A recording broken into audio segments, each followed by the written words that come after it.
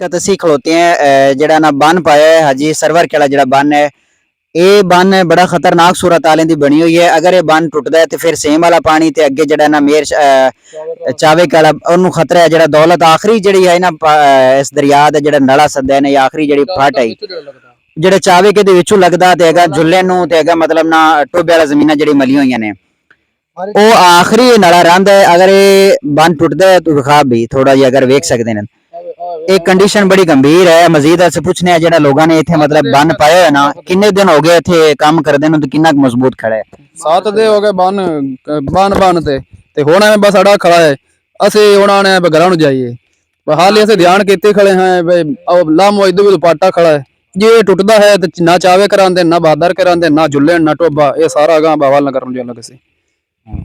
ये भाई सूरत हाल बड़ी खतरनाक है। अपना अपना हिसाब किताब ला लेवन सारे। अगर पानी पीछे घट है या वध है मौजूदा सूरत हाल है कि आखिरी बन जड़ा है वो टुटन के करीब है। दुआ करो अगर अल्लाह ताला खैर करे रात में नहीं टुटदा तो फिर जड़ा है मतलब ना सुबह तक अल्लाह खैर करे।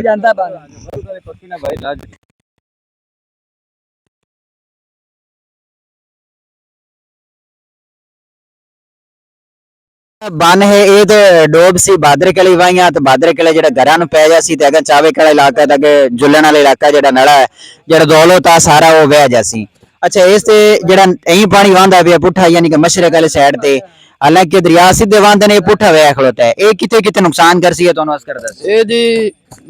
कितने कितने ने विसाल दे सारे बोड़ी खड़ा है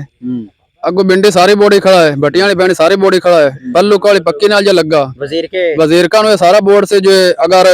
ये असि रोकी खड़े अज तो मगरू पाटा खड़ा है पानी जे मगरू पानी थोड़ा जो होर आंदा है तो चमदा है वजीर के हाट ते पिछा जनाब सारा चावे के जुल्ले ने अगा बावल नगर जो लग सी बहरहाल ये असि कोशिश बड़ी की खड़े हाल है जांदा कोई मिनट अद्धा है ते अपना अपना हिसाब ते असि बड़ा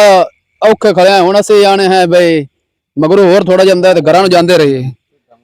किसी नूं लैवने कोई सिर दे जांदा है कोई सिर दे जांदा है अगों इदू कोई बन्नी बनाई वो भी टुट गई। अच्छा ते असि अजे तक कुछ कीते खड़े हैं जी। अच्छा ते हुण एडा वड्डा तुसी बन पाया ना ते इत्थे कोई होर आर्मी दा बंदा या कोई होर सिक्योरिटी वाले या किसी ने बन बुन पाया होवे कोई होया है भाई तमाशागीर बड़ा आंदा है ना कोई ते महकमा कोई सरकारी बंदा नहीं आया जे अगर हुण टुटदा है ते ये सारा आज ते कश्तियां चल सन कई शै नहीं छड़दा। अच्छा ये अगे तो नुकसान होया फसलां दा ते हुण नुकसान घरां दा होना की ख्याल है ये कोई घरां चों समान ही नहीं कड्डण दिंदा ये आटा दाना जेड़ा है कोठ छत्तां ते नहीं रखण दा या टुटदा है हर कोई असि तो आप घरां नूं जसां है ते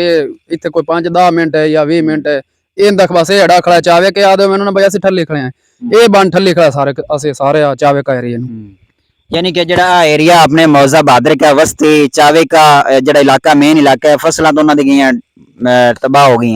लेकिन मेन जी वस्ती है उन्होंने जो बन सी असी उत्ते बन दे मौजूद हैं हनेरा इस वजह तो नजर नहीं आ रहा पानी लेकिन पानी इत्थे बहुत ज्यादा है ते नूरा में अगुआ हो गए खरा